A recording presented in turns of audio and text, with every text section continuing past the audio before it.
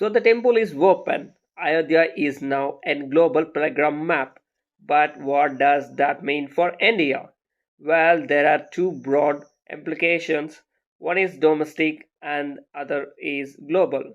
We'll discuss both today. Let's start with the domestic implications. The Ayodhya has seen a lot of history.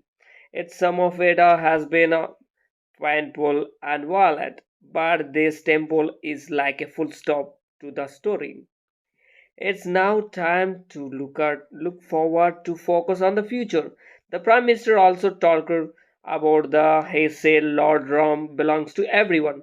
So hopeful the temple, the beginning of a new chapter, the chapter of harmony and unity. Secondly, it's an important civilizational milestone. Every Indian probably knows the Ramayan. They also know how important Ayodhya is. It's the birthplace of Lord Ram. So building a temple that is symbol as a lot sort of like a homecoming for the god.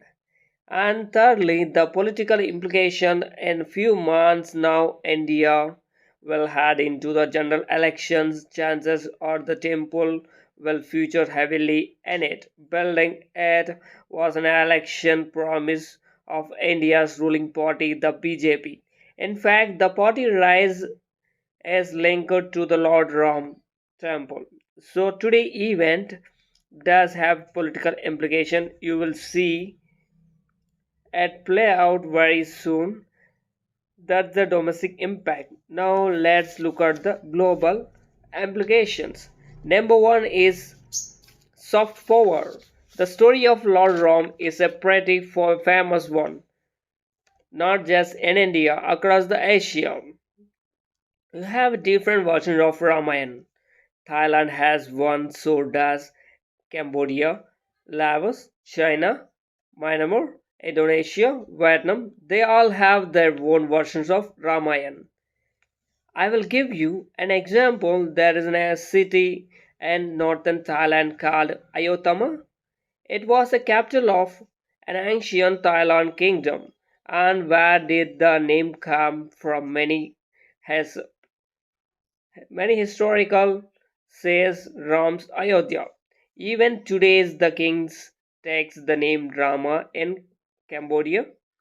You have uncovered what originally the temple was dedicated to the Lord Vishnu. Inside you can find murals of Ramayan wherever Indians are went.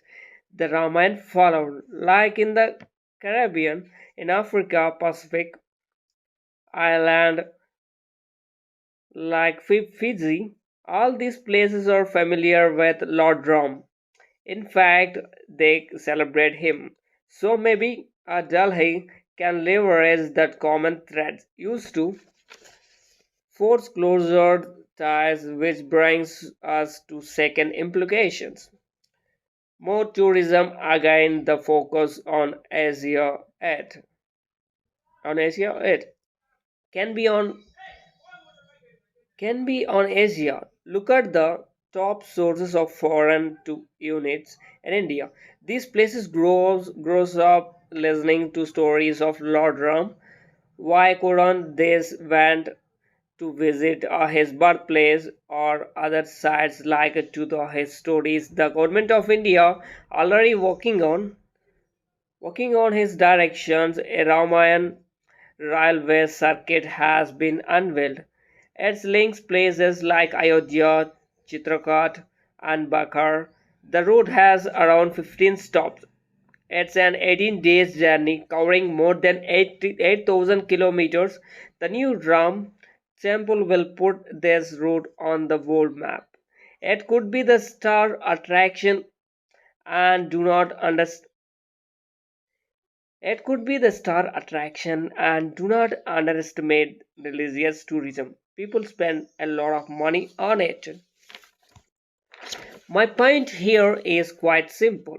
Today's ceremony considered with a new chapter of Indian history. Our economy is a bright spot. Our people are young and diplomatically we are asserting ourselves. People realize that India is a major power in the making and in the context. This temple says a lot. Its size, its architecture, and of course today's brand ceremony in India connected to its past and ready to climb its future. A proud, a proud secular country, meaning we celebrate today temple ceremony as we also celebrate our diversity.